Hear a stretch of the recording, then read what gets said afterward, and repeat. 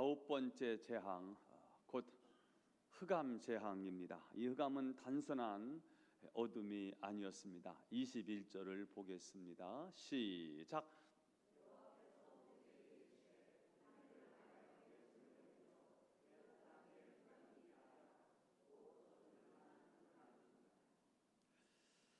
더듬을 만한 흑암. 빛이 완전히 차단돼서 뭔가 이동을 하려고 하거나 확인을 하려고 하면 벽이나 사물을 더듬어야 겨우 움직일 수 있는 정도의 상태, 더듬을 만한 흑암입니다.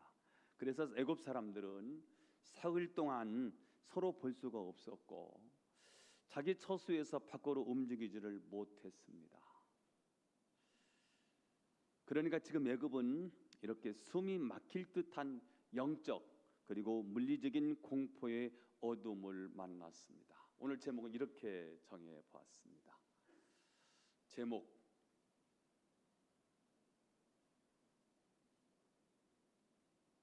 한번 같이 해보겠습니다. 흑암의 시대 참된 빛으로 사는 길. 시작.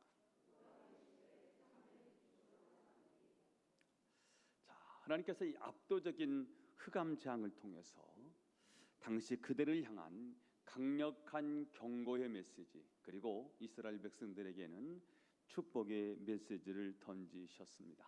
자, 오늘 이 본문을 통해서, 오늘 아홉 번째 재앙, 흑암 재앙을 통해서 오늘 이 시대를 살고 있는 저와 여러분에게 주시는 메시지는 무엇일까? 두 가지 메시지를 찾아보았습니다. 첫 번째입니다.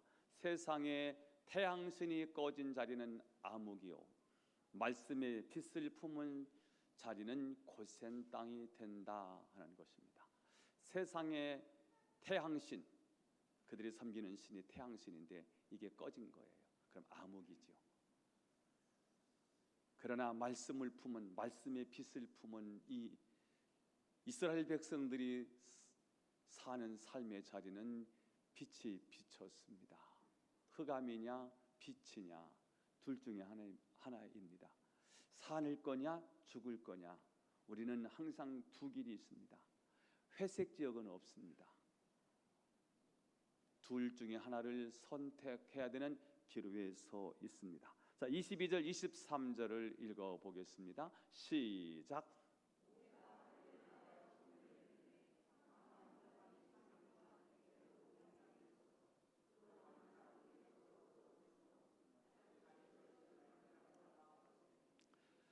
당시 애굽 사람들이 믿고 의지했던 신은 태양신 라였습니다. 이 태양신 라는 애굽인의 풍요를 가져다 주고 생명을 가져다 준다고 믿었습니다. 특히 국가의 안보를 책임지는 최고의 신은 바로 태양신 라였고요. 이 태양의 아들이 누구냐? 바로입니다. 신의 아들인 거죠. 그래서 이 애굽을, 이집트를 통치할 수가 있었습니다. 자, 그런데 하나님께서 그 태양신을 3일 동안 완전히 흑암으로 덮어버리셨습니다. 이 사건을 통해서 세상보다 하나님은 더 크시구나 하는 것을 알게 되는 거예요.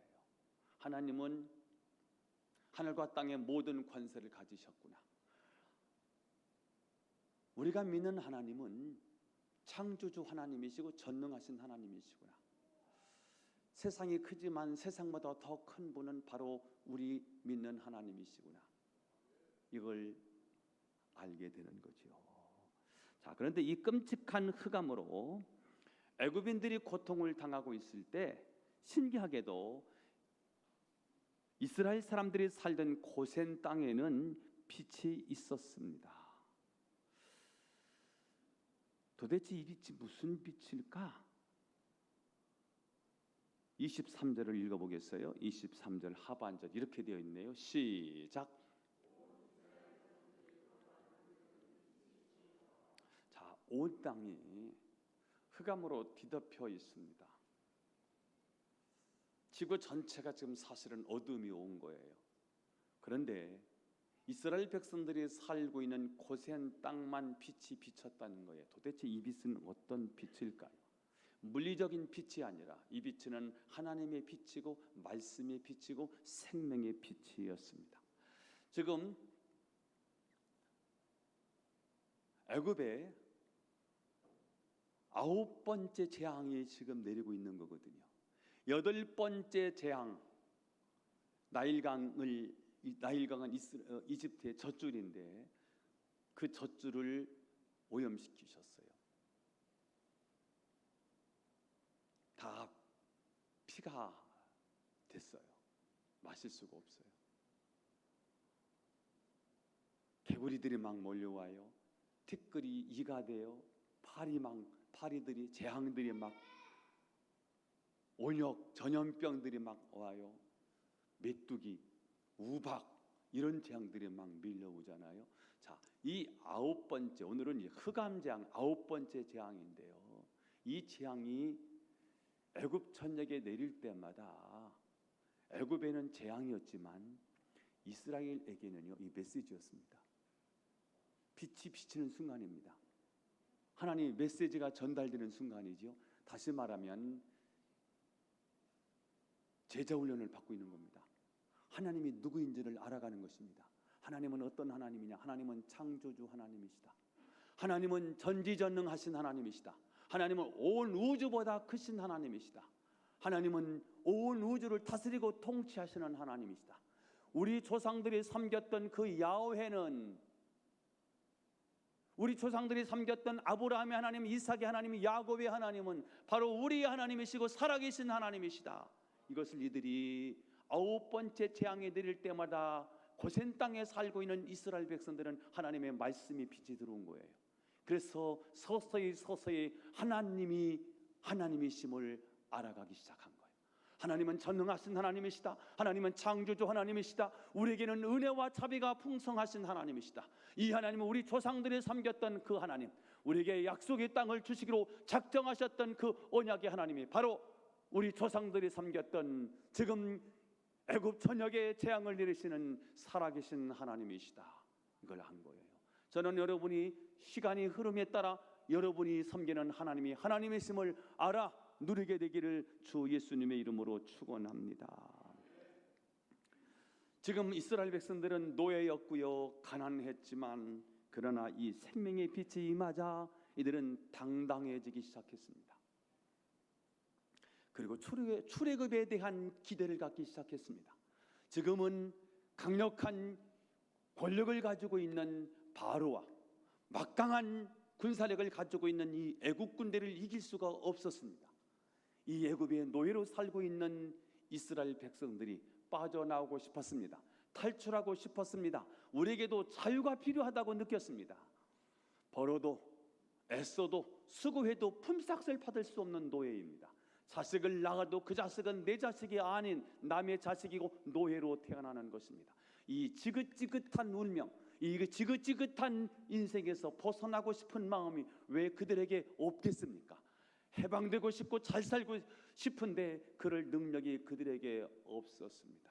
이제 드디어 하나님 빛이 비춰지기 시작할 때, 고센 땅에 하나님의 말씀이 들려지기 시작할 때, 하나님의 살아계심을 그들이 인지하기 시작할 때 드디어 이들은 출애굽에 대한 소망을 갖기 시작합니다. 우리는 할 수 없지만 우리 가운데 역사하시는 하나님은 이 정도 기적과 역사를 일으키시는 하나님이시라면 우리를 노예에서 자유로, 우리는 억압에서 우리를 해방시켜 주시는 그분이 우리 하나님이시다 라는 믿음을 가지고 출애굽에 대한 비전, 출애굽에 대한 꿈을 꾸기 시작했습니다. 우리도 할 수 있겠구나. 우리도 탈출하고 힘을 얻고 새 나라를 건설할 수 있겠구나 라는 꿈을 꾸기 시작했습니다. 그 꿈을 우리는 하나님이 우리에게 주신 그 꿈을 붙잡는 것을 비전이라고 말합니다. 비전에 사로잡혀 있는 것입니다.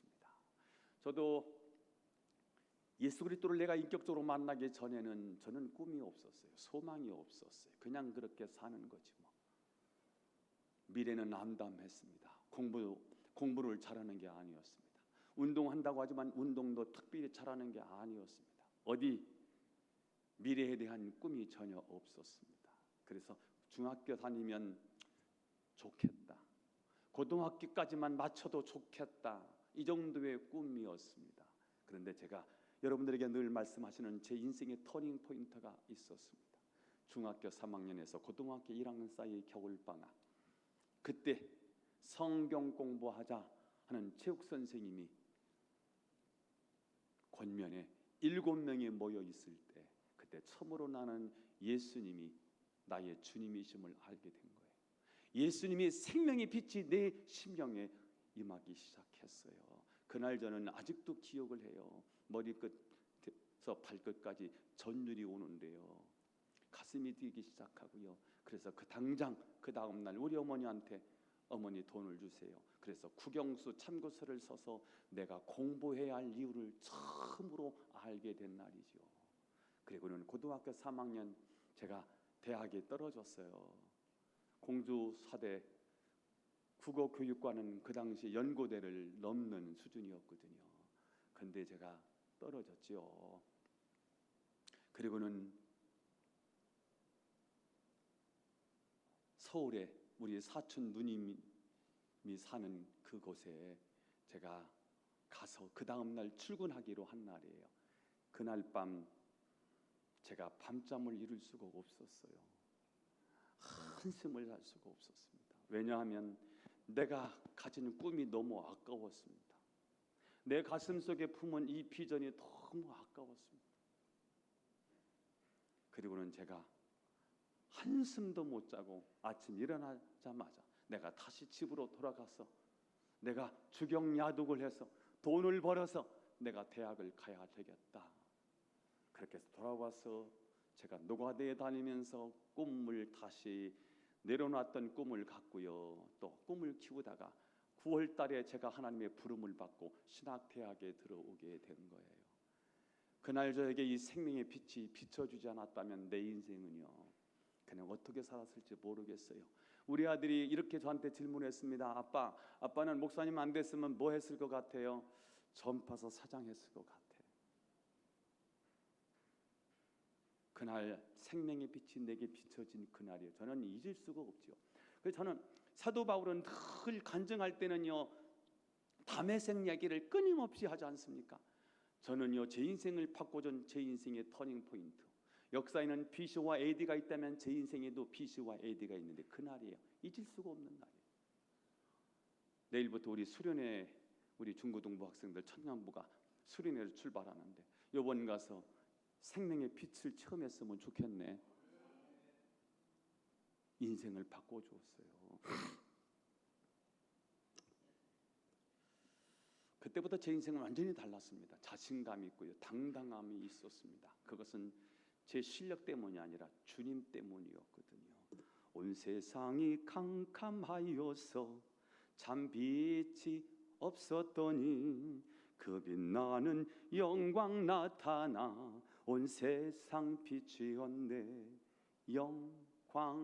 영광의 주, 영광의 주, 밝은 그 빛 내게 빛이었네. 영광의 주, 영광의 주, 이 세상의 빛은 오직 주 예수님. 오늘 이 빛이 여러분에게 비춰지기를 축원합니다. 당시 애굽은 세계 최고의 학문과 지식이 있었고요, 최고의 문명화된 사회였지만 이 사회에 하나님이 없었습니다. 그래서 어둠과 미신에 빠져 있었습니다. 이미 영적으로 어둠이었습니다. 그들은 물리적인 빛은 있었지만, 그 빛은 화려했지만 영적인 빛은 없었습니다. 지금 세상은 최첨단 기술과 문명의 풍요가 세상을 환하게 밝혀주고 있지만 역설적이게도요, 현대인들은 그 화려한 불빛 속에서 더듬을 만한 영적 그리고 정신적인 흑암을 겪고 있습니다. 신경 안정제가 없으면 밤잠을 이루지 못하는 사람이 있고요, 신경이 너무너무 날카로워서 짜증과 분노로 살아가는 사람들이 의외로 많습니다. 불나방의 비극을 아십니까? 왜 불나방인지 아십니까? 활활 타르는 그 화려한 불꽃이 뭔가를 줄 것이라고 생각하고, 화려한 그 불빛이 나에게 행복을 줄 것이라고 생각하고요, 뭔가 나에게 행복을 주겠지 하고 날아왔다가 그 불꽃에 다 타 죽는 존재가 불나방이지 않습니까? 여러분, 이 땅에 불나방과 같은 인생이 얼마나 많습니까? 그 자체가요, 권력이 있는데, 힘은 있는데, 인기는 있는데, 명예는 있는데, 돈은 가지고 있는 것 같은데 지옥 같은 삶을 사는 사람이 얼마나 많습니까? 화려한 불꽃 속에서요 달려들었다가 다 불꽃에 다 죽는 거죠. 그것을 치료받을 수 있는 길은 생명의 빛이신 오직 예수님을 만나야만 되는 줄로 믿습니다. 여러분, 이 시대가 오직 예수만으로 살 수 있을까? 이것을 의심하게 만드는 시대가 됐습니다. 이거 없으면 못 사는 거 아니야? 이거 못 가지면 우리는 죽는 거 아닌가? 이런 유혹을 받는 시대에 살고 있습니다. 여러분, 이 시대에 세상은 화려하지만 화려해도 세상은 우리에게 구원을 줄 수 없어요. 우리의 구원자는 오직 예수 그리스도인 줄로 믿습니다. 금방 우리가 영상을 잠깐 시청했습니다. 2010년 칠레 산호세 구리 광산이 무너져 내렸습니다. 33명의 광부들이 지하 700m 아래로 동굴이 무너진 거죠. 갇혀 있는 것입니다. 그것은 말 그대로 손으로 더듬을 만한 완전한 흑암이었습니다. 섭씨 32도에 36도 이르는 더위, 그리고 90%가 넘는 습도 때문에 생존 가능성은 단 2%였습니다. 그런 긴급한 상황에서 그들을 가장 빨리 구조할 수 있는 시간은, 구조대가 도착하는 시간은 다 치워내고, 무너진 거 다 치워내고 그들이 있는 그 대피소까지 도착하는 기간은 넉 달이 있어야 가능하다고 했습니다. 15병조 되는 이 대피소에 약 이틀 정도 버틸 수 있는 식량만 남아 있었습니다. 이런 죽음의 공포와 두려움에 짙게 깔려 있는 이 상황에서 반장 루이스 우주르 그리고 성도였던 호세 엘리케즈는 매일 오전 11시 그리고 오후 6시에 하나님 앞에 나와 그곳에서 예배를 드렸습니다. 사고 발생 17일째 되는 날 생존자 확인을 위해 뚫고 나간 이 탐사봉에, 그들이 있는 그 대피소에 탐사봉에 도착했어요. 혹시 이들 살았을까? 거기에 그들은 편지를 보냅니다. 뭐라고요? 쪽지가 전달되는데 우리 33명은 아직 살아 있습니다. 그러나 그들은 그 쪽지에 꼭 전하고 싶은 메시지가 있었다는 거예요. 우리는 33명 전원 다 살아 있습니다. 그리고 우리 안에는 33명이 아니라 34명이 함께 있습니다. 그들이 고백한 34번째 존재는 바로 참 빛이신 예수 그리스도였습니다. 그들은 지하 암흑 속에서 말씀의 빛을 신뢰함으로 어둠을 이겨낼 수 있었고요. 69일 만에 저는 구조되는 기적을 맛보게 됐습니다. 여러분, 우리 삶에도 막막한 두려운 흑암이 찾아올 수 있습니다. 어느 날 갑자기 생각지 않은 사업이 문제가 생겨서 경제적인 위기가 찾아올 수 있고요. 잘 다니던 직장이 어려움이 와서 직장을 내려놓아야 되는 그런 경제적 위기를 만나기도 하고요. 육신의 어떤 건강에 불청객이 찾아와서 우리 건강에 큰 육체의 건강에 문제를 가져오기도 하고요. 기대했던 미래가 꺾여서 암담한 미래가 보일 때가 있습니다. 그러나 여러분 기억하셔야 합니다. 애굽 온 땅이 흑암에 휩싸여 있을 때에도 이스라엘 백성들이 거주하던 고센 땅에는 환한 빛이 있었다는 사실을, 그리고 지하 700m의 무너진 광산 속에서도 하나님을 붙들었던 이들에게는 주님이 함께해 주셨습니다.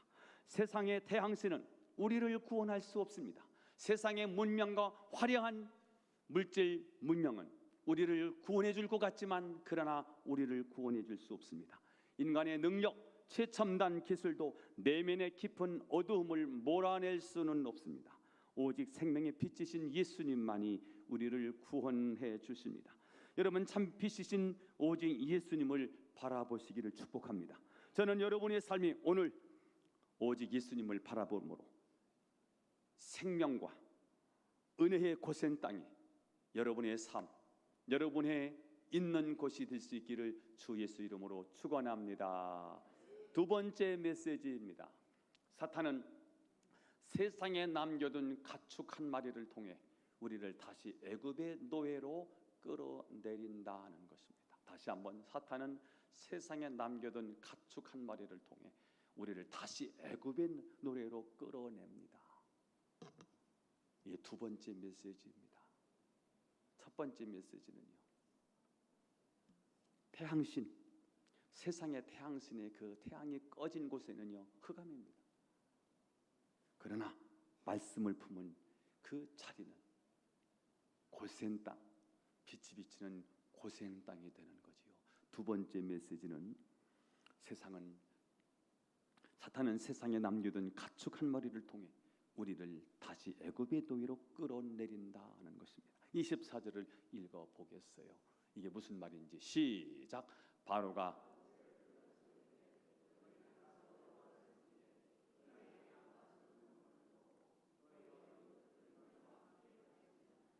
흑암의 공포에 질린 바로가 모세를 불러서 타협안을 제시합니다. 뭐라고요? 어린애들 데려가겠다고?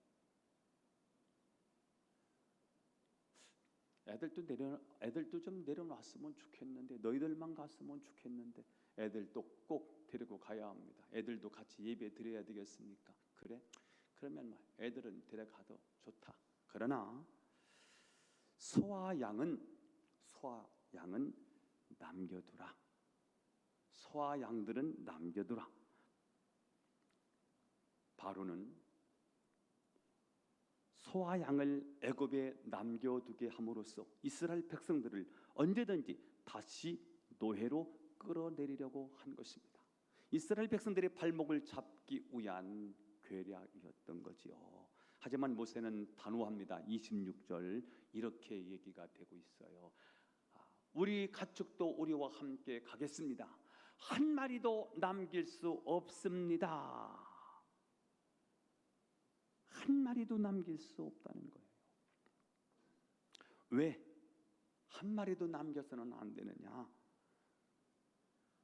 세상에 남겨둔 그 가축 한 마리는 결국 우리를 다시 죄와 영적 노예의 자리로 끌어내리는 올무가 되기 때문이라는 것입니다.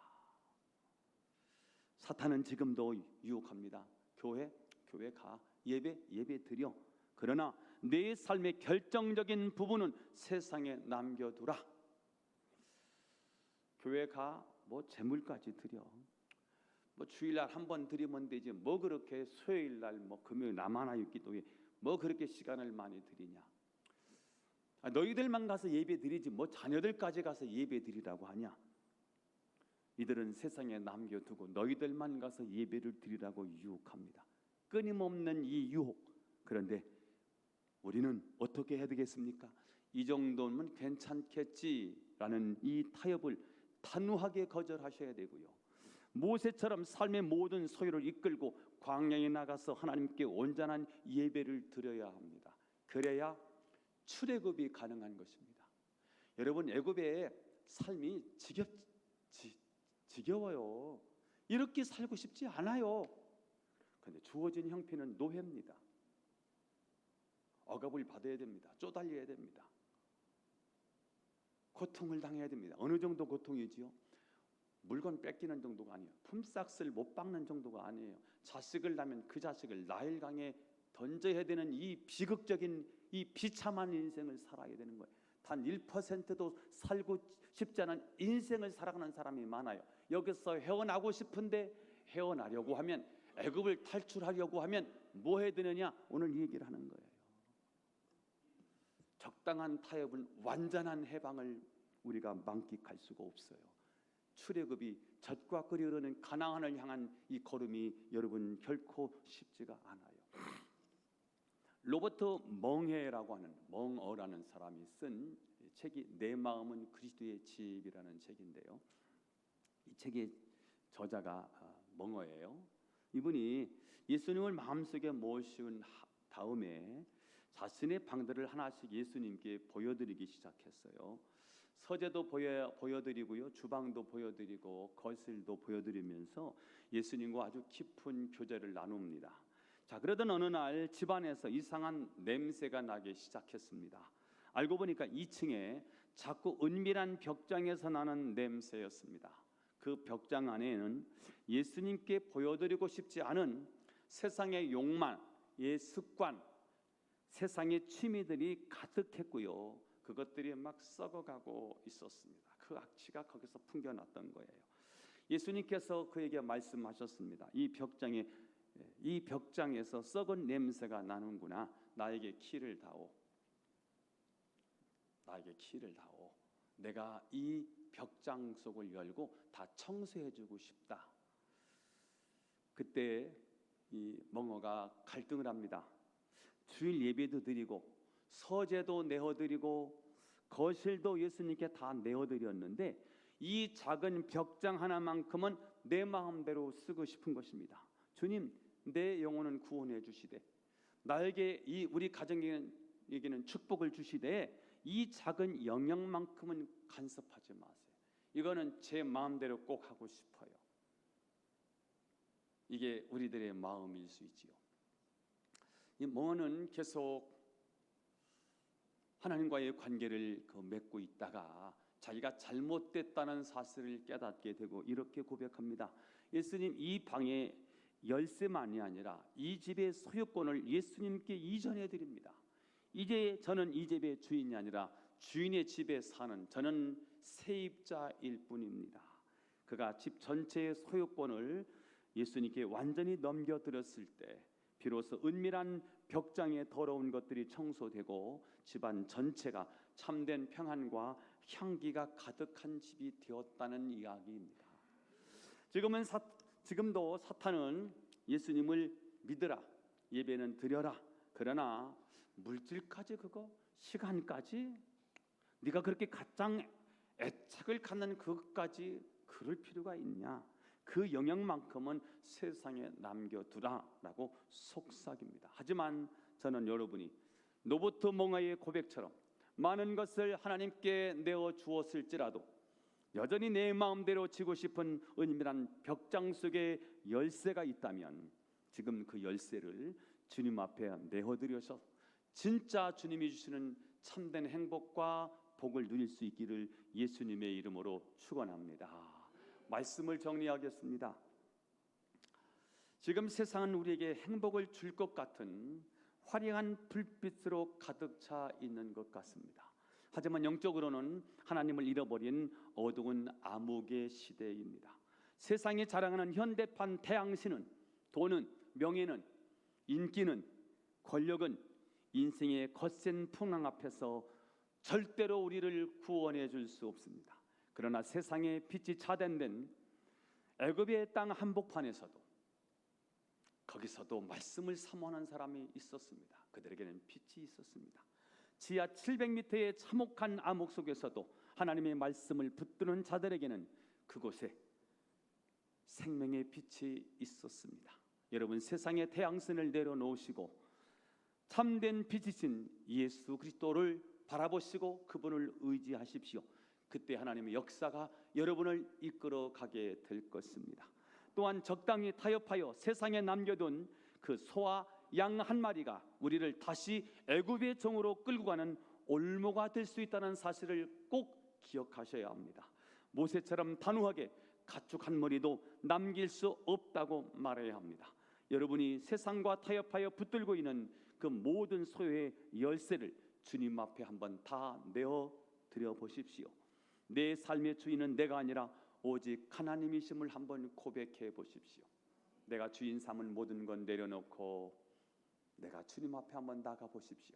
내가 사랑했던 건 모든 건 내려놓고 내가 주님을 사랑한다고 한번 고백해 보십시오. 예수로 사는 인생이 되십시오. 그때 주님께서 여러분의 인생을 책임져 주실 것입니다. 찬양 사역자들 나오시고요. 복음 성가가 이렇게 되어 있습니다. 오늘 복음 성가는 오늘 설교의 결론입니다. 내 이름 불러주시고 내 삶의 주인 되시는, 내 마음의 노래 되시는 그는 크신 나의 예수님. 내 안의 모든 염려는 절실한 기도들이라 답답한 현실 속에서 주만 온전히 바라봅니다. 삶의 무게가 내 마음을 누르고 버틸 힘 없는 시간을 지낼 때 예수만 의지하는 삶 되기 원하니 주 붙드네 주님 시선을 거두지 않으사 주의 은혜로 감당케 하시네. 예수로 사는 인생 책임져 주시니 주께 맡기네. 이 찬양 함께 부르겠습니다.